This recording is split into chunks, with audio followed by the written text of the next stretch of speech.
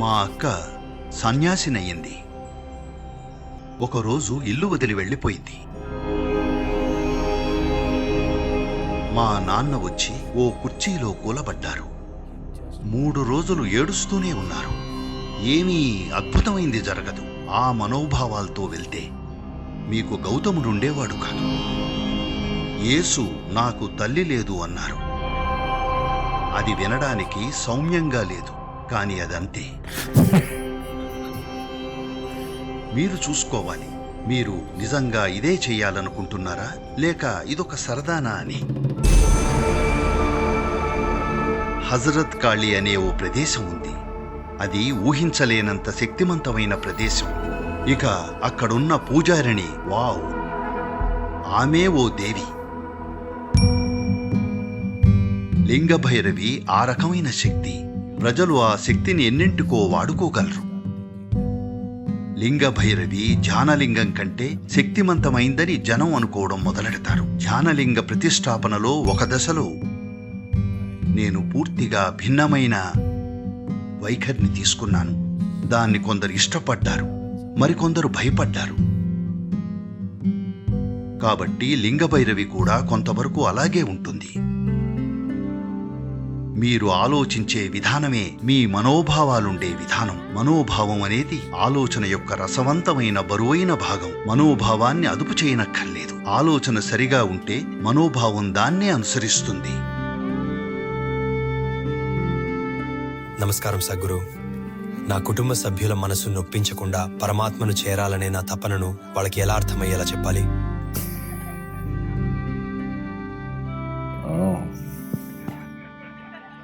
నేను మీకు చెప్పాను కదా, నాకు కుటుంబ సమస్యలను పరిష్కరించడం అంతగా రాదని.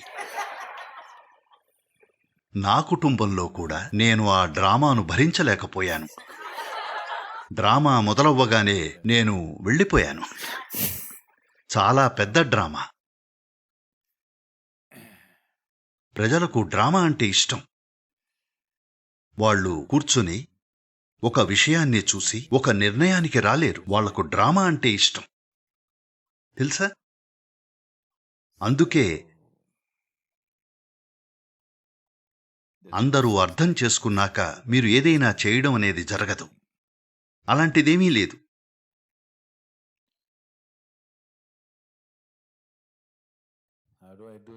దీన్ని ఎంత సున్నితంగా చేయగలరో మీరు చూసుకోవాలి.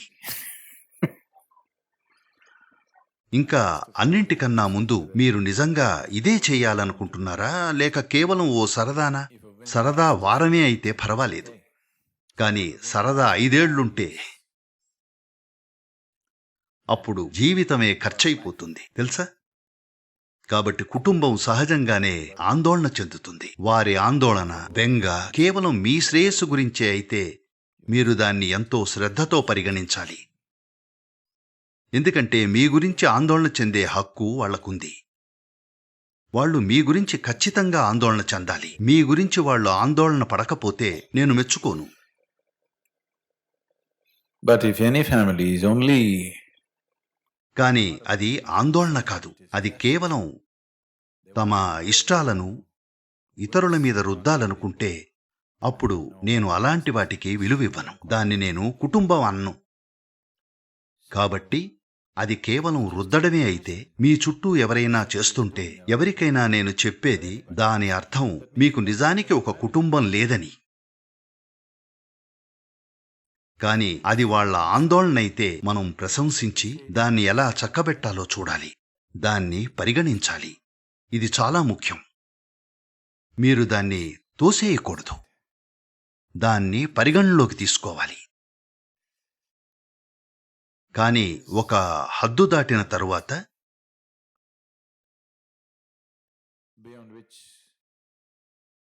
ప్రజలు తాము ఆందోళన చెందుతున్నామని నమ్మొచ్చు, కానీ అది ఒక రకమైన పిచ్చిగా మారుతుంది. ఎందుకంటే చివరికి మన పిల్లలు వాళ్ళేం చేస్తారో మనకు తెలీదు. వాళ్ళు బయటకు వెళ్ళినప్పుడు వాళ్ళేం చేస్తారో మీకు తెలీదు. మీరు బయటకు వెళ్ళినప్పుడు వేరెవరో వాళ్ళకేం చేస్తారో మీకు తెలీదు, లేదా వాళ్ళకేం జరుగుతుందో కూడా మీకు తెలీదు. ఇది రోజూ ఉండేదే. అవునా కాదా? దీని గురించి ఆలోచించాలనుకుంటే ఏం జరగబోతోంది అని అది మీకు పిచ్చెక్కిస్తుంది. ఇది ఏ తల్లిదండ్రులకైనా ఇంతే. కాబట్టి ఆందోళన ఎక్కడ ముగిసి పిచ్చి ఎక్కడ మొదలవుతుందో అక్కడ ఒక హద్దుంటుంది. అది పిచ్చి వైపు వెళుతుంటే అప్పుడు మనం దాన్ని కూడా ఛేదించాలి. కాని ఆందోళన మంచిదే, అది ఉండాలి. ఒక యువకుడు అందరూ చేసేదానికి భిన్నంగా ఏదో చేయబోతున్నాడు. కాబట్టి వాళ్ళు కొంచెం భయపడి ఆందోళన చెందుతారు. అది పర్వాలేదు, కాని అది ఎక్కడో ఒక చోట ఆగాలి. ఇంకా అన్నిటికంటే ముఖ్యంగా మీరు చేస్తున్న దాని గురించి మీరు 100% స్పష్టంగా ఉన్నారో లేదో మీకు తెలియాలి. అది కేవలం ఒక సరదా కాకూడదు.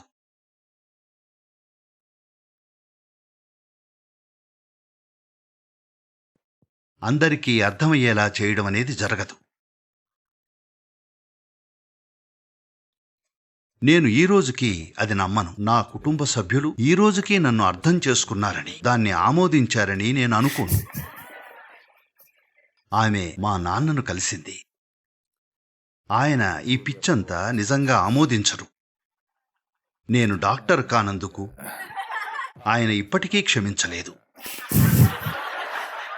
సరేనా? కానీ విషయం పెరిగింది, ఇంకా చాలా జరిగాయి. కాబట్టి ఆయన ఒక రకంగా ఒప్పుకున్నారు.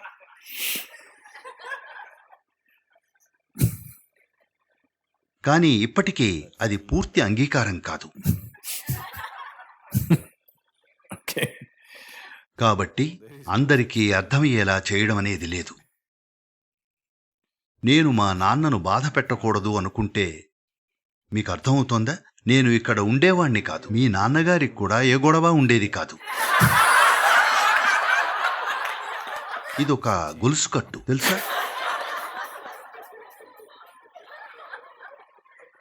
I remember my sister became a monk. నాకు గుర్తుంది, మా అక్క సన్యాసినయ్యింది. ఒకరోజు ఇల్లు వదిలి వెళ్ళిపోయింది. ఆమె వాళ్లకు చెబుతూనే ఉంది. కానీ వాళ్ళు ఆమెను ఎలాగో అలా పక్కకు నెట్టి పెళ్లి చేసేయొచ్చని అనుకున్నారు. అందుకే బెంగుళూరు వెళ్లారు. మేము మైసూర్లో ఉంటున్నాం. వాళ్ళు బెంగుళూరు వెళ్లారు. సంబంధాలు చూసి పెళ్లి చేసేయాలని చూస్తున్నారు. ఏదీ కుదరట్లేదు. అలా వాళ్ళు బెంగుళూరు వెళ్ళినప్పుడు మళ్ళీ అదే పని మీద వెళ్తున్నారని అనుకుని ఆమె వెళ్ళిపోయింది. పొద్దున్నే ఆమె ఏదో టైపింగ్ క్లాసులకు వెళ్తున్నానని చెప్పింది. ఆమె వెళ్ళిపోయింది. తర్వాత రామకృష్ణ ఆశ్రమంలో ఏదో ఫంక్షన్కి వెళ్తున్నానని, సాయంత్రం తిరిగి వస్తానని చెప్పింది. కాని అటే వెళ్ళిపోయింది. వెళ్తోందని నాకు తెలుసు. అది తెలిసిన ఏకైక వ్యక్తిని నేనే. ఎందుకంటే చాలాసార్లు నేను ఇల్లు వదిలి వెళ్ళిపోవాలని ప్లాన్ చేసుకున్నాను. మేము ఒక పడవ కడుతున్నాం. దానిమీద టహిటీకి వెళ్ళిపోదామనుకున్నాం. అందుకే మేమెప్పుడూ వెళ్ళిపోవాలని ప్లాన్ చేసేవాళ్ళం. కొన్నిసార్లు బొంబాయికి వెళ్ళిపోదామనుకునేవాళ్ళం. ఆ రోజుల్లో మా దృష్టిలో బొంబాయి అంటే ఏదో గొప్ప, ఏదో ఓ ఓడెక్కి ఎక్కడికైనా వెళ్ళిపోదామనుకునేవాళ్ళం. నేను, నా స్నేహితులు ఒక ఓడ ఎక్కేసి సిబ్బందిగా చేరి ప్రపంచంలో వేరే ఎక్కడికైనా వెళ్ళిపోవాలని ప్లాన్ చేసుకున్నాం. అలా వెళ్ళిపోయేటప్పుడు మన దగ్గర ఏముండాలి, ఏవి అత్యవసరం అని మేము ఎప్పుడూ ఆలోచించేవాళ్ళం. అయితే మేం నమ్మిన ఒక విషయం ఏమిటంటే మనతో పాటు 10వ తరగతి సర్టిఫికెట్ తీసుకెళ్ళాలి. Can't stand it. ఎక్కడికి వెళ్ళినా మీ దగ్గర అది ఉంటుంది. అది సంగతి. అందుకే 3 రోజుల ముందే ఈ సర్టిఫికెట్లన్నీ ఒకే చోట పెట్టి తాళం వేసి ఉంటాయి. తెలుసా? ఏదో కారణం వల్ల కాదు, భద్రత కోసం మా నాన్న తాళం వేసి ఉంచుతారు. ఆమె అది బయటికి తీసి తన వస్తువుల్లో పెట్టుకుంది. అప్పుడే నాకు తెలిసింది ఆమె వెళ్ళిపోతోందని. తన సర్టిఫికెట్లన్నీ తీసుకుంది. దాంతో వెళ్ళిపోతోందని నాకు అర్థమైంది. ఇక ఈమె ఎప్పుడు వెళ్తుందా అని నేను ఎదురు చూస్తున్నాను. ఇక ఆమె పొద్దున్నే వెళ్ళిపోయింది. ఆ ఇన్స్టిట్యూట్కి వెళ్తున్నానని చెప్పి. ఈ రోజే అదని నాకు ఎలాగూ తెలుసు, ఎందుకంటే మా అమ్మా నాన్నలు ఇంట్లో లేరు.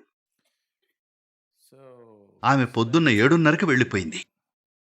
తర్వాత నేను 10 గంటలకు అక్కడికెళ్ళాను. ఆమె సైన్ ఇన్ చేసిందో లేదో చూద్దామని వెళ్ళాను.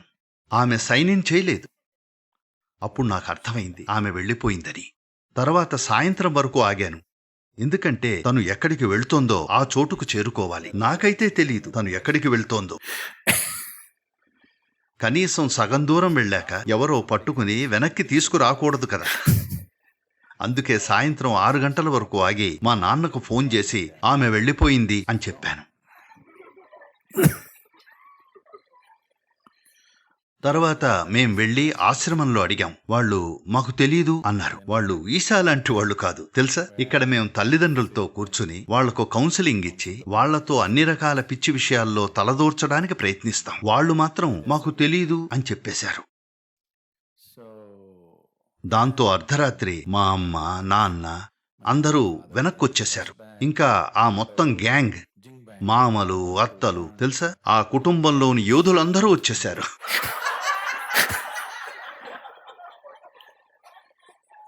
వాళ్ళంతా వచ్చారు. పెద్ద గొడవ. నాకు గుర్తుంది, మా నాన్న ఓ కుర్చీలో కూలబడ్డారు. 3 రోజుల పాటు ఆయన ఆ కుర్చీలోంచి అస్సలు కదల్లేదు. అక్కడే కూర్చుండిపోయారు. నేనెప్పుడూ ఆయన్ని అలా చూడలేదు. 3 రోజుల పాటు ఆయన ఏడుస్తూనే ఉన్నారు. దాదాపు పక్షవాతం వచ్చినట్టు బిగుసుకుపోయారు. అక్కడే కూర్చుండిపోయారు. ఆయన ఎంతటి బాధ అనుభవించారో నాకు తెలుసు. తర్వాత వాళ్ళు వెళ్ళారు. ఆమె కేరళలోని త్రిశూర్కు వెళ్ళింది. దాంతో ఈ సైన్యమంతా అక్కడికెళ్ళింది. వాళ్ళు మేము అది చేస్తాం ఇది చేస్తామన్నారు. అక్కడికి వెళ్ళారు. కానీ ఆశ్రమం వాళ్ళు గేట్లు కూడా తీయలేదు. 2 రోజుల పాటు మెయిన్ గేట్ దగ్గరే నిలబడి తిరిగి వచ్చేశారు. వాళ్ళు గేట్లు అస్సలు తీయలేదు. అలా వెళ్ళిన ఈ వీర సైన్యం అంతా పూర్తిగా ఓడిపోయి వెనక్కొచ్చేసింది. మా నాన్న ఇలాగే కూర్చుండిపోయారు 3 రోజులు.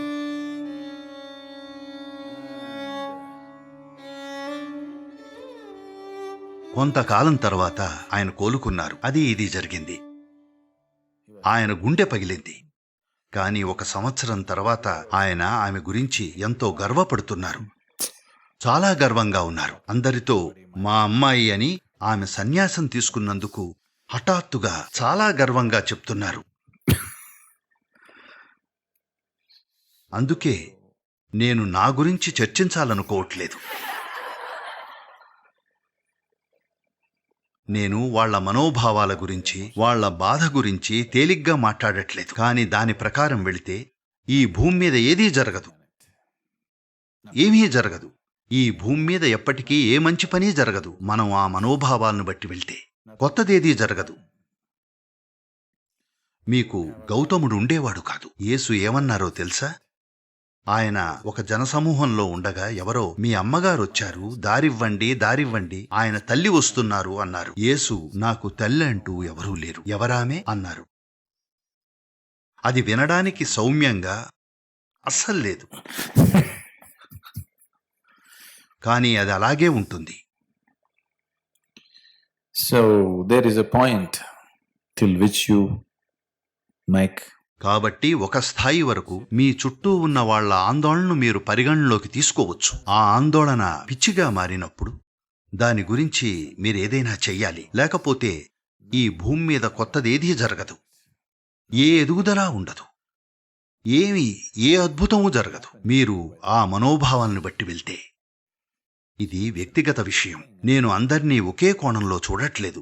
కానీ మీరు చేస్తున్న దానిపై మీకు అంత నమ్మకం ఉంటే వాళ్లతో మాట్లాడాలి. మాట్లాడండి. వాళ్ళకి విసుగొచ్చి బయటికి పో అనే వరకు మాట్లాడండి.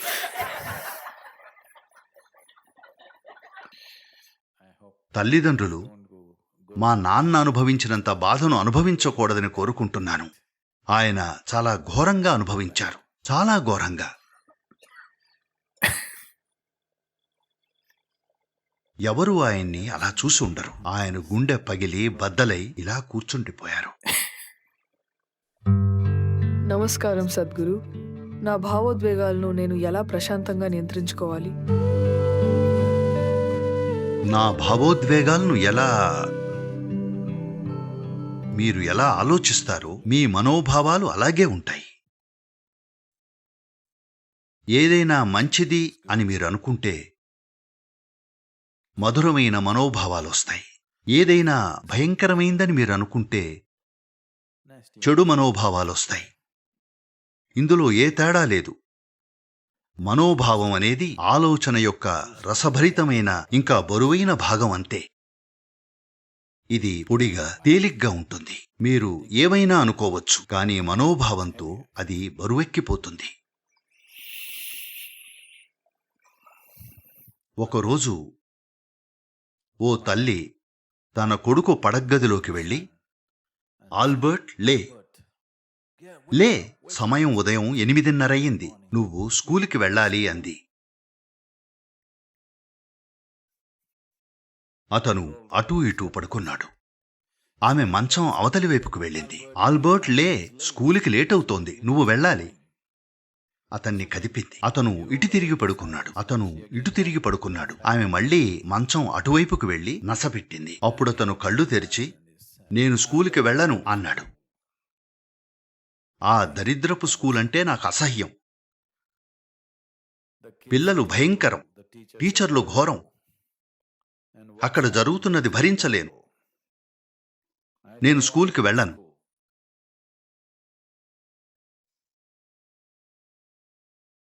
అప్పుడు తల్లి, ఆల్బర్ట్, నీకు 43 ఏళ్ళు, నువ్వే ఆ స్కూలుకి హెడ్ మాస్టర్వి.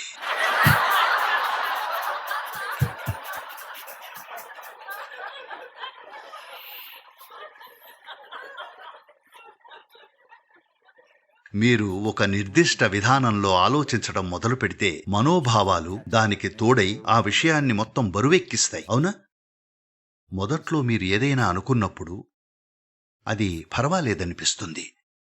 కానీ ఒకసారి మనోభావాలు అందుకుంటే ఇప్పుడు అది నిజంగా బరువైందిగా, భారంగా మారుతుంది. మీరు ఏదో ఒకటి చేయాల్సి ఉంటుంది. ఎందుకంటే మనోభావాలు ఆలోచనలు అందుకున్నాయి కాబట్టి. మీరు ఆమె చాలా ఘోరమైంది అనుకోండి, అది సరదాగానే ఉంటుంది. మీకు మీరే అనుకోండి, ఆమె నిజంగా చాలా ఘోరమైంది అని. 2 రోజుల్లో మీ మనోభావం ఈ ఆలోచనను అందుకుంటుంది. ఆమెను చూస్తే చాలు. If you just see her, you'll మీరు రకరకాల అనుభూతులకు లోనవుతారు. ఎందుకంటే మీ మనోభావాలు అందుకున్నాయి. మొదట్లో మీరు కేవలం ఆలోచన చేసినప్పుడు అది పర్వాలేదు. కానీ ఒకసారి మనోభావం దాన్ని అందుకుంటే అది నిజంగా బరువెక్కి ఇక అది అదుపు తప్పుతుంది. దీనికి వ్యతిరేకంగా కూడా ఇలాగే జరుగుతుంది. మీరు ఆమె నిజంగా మంచిది అనుకుంటారు. చాలా మంచిది, చాలా మంచిది, చాలా మంచిది.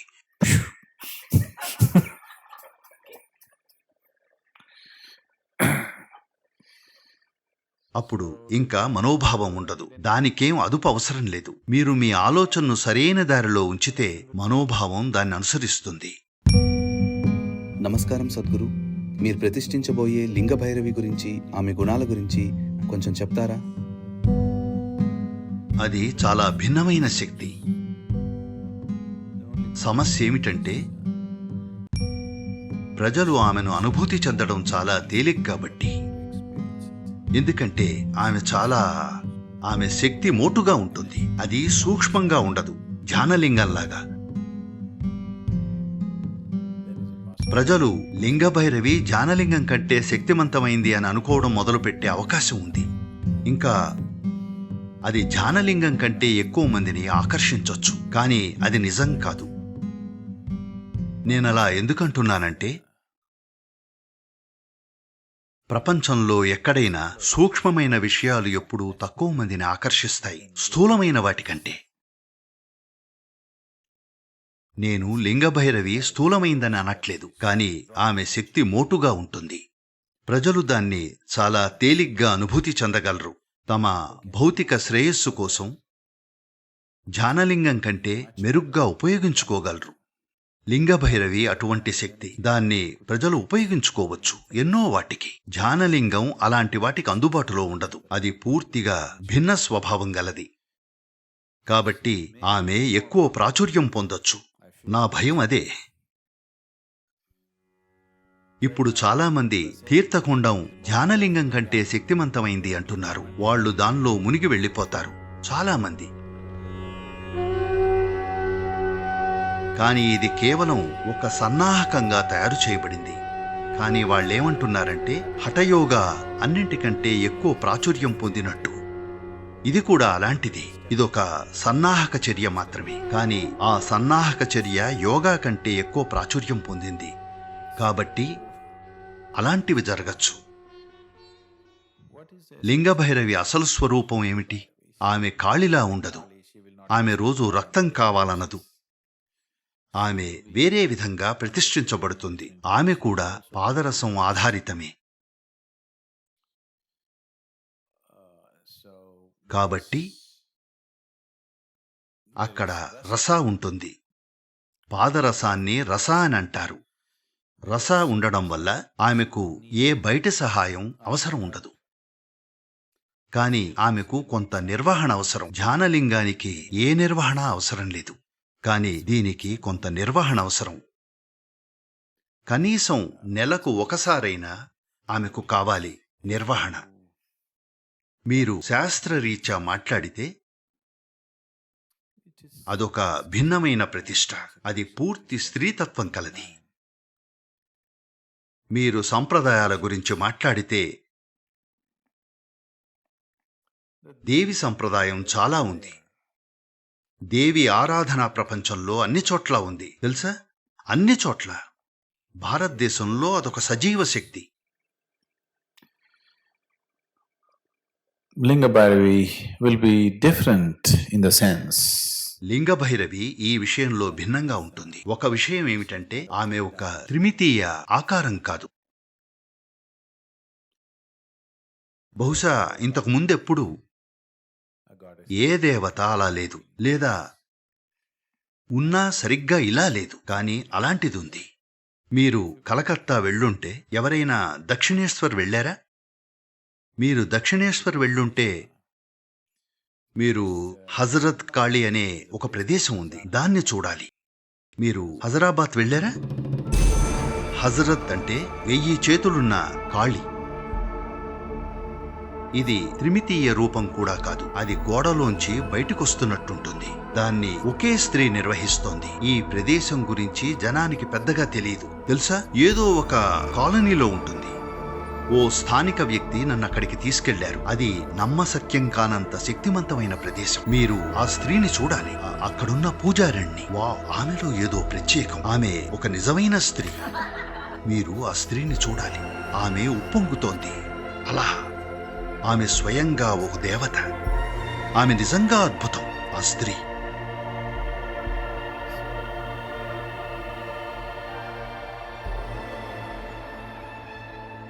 కాబట్టి లింగభైరవిని వర్ణించటం చాలా ఇది చాలా కష్టం. ధ్యానలింగ ప్రతిష్టాపనలోని ఒకానొక దశలో నేను పూర్తిగా భిన్నమైన వైఖరిని, పాత్రను, ఇంకా నాలోని శక్తిని స్వీకరించాను. దాన్ని నేను కేవలం నా వ్యవస్థను సర్దుబాటు చేసుకునే ప్రయత్నంలో దానిలో కొంత భాగాన్ని స్త్రీతత్వంగా మార్చడానికి. ఎందుకంటే నేను వేరొకరి పాత్రను పోషించి అది నెరవేర్చాలి. ఆ సమయంలో నేను ఒక ప్రత్యేకమైన రూపాన్ని తీసుకున్నాను. దాన్ని కొందరు ఇష్టపడ్డారు, కొందరు భయపడ్డారు. కాబట్టి లింగభైరవి కూడా దాదాపు అలాగే ఉంటుంది. కొందరు ఆమెతో ప్రేమలో పడతారు, కొందరు ఆమెకు భయపడతారు.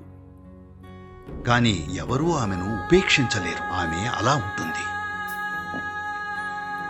ఒక స్త్రీని ఉపేక్షించకూడదు, అవునా? మీరు ఆమెను దూరం పెట్టాలి లేదా ప్రేమించాలి, ఉపేక్షించకూడదు. ఇంకా ఈమె చాలా శక్తివంతమైన స్త్రీ కాబోతోంది. స్త్రీత్వం ఒక మూల రూపంలో చాలా మోటుగా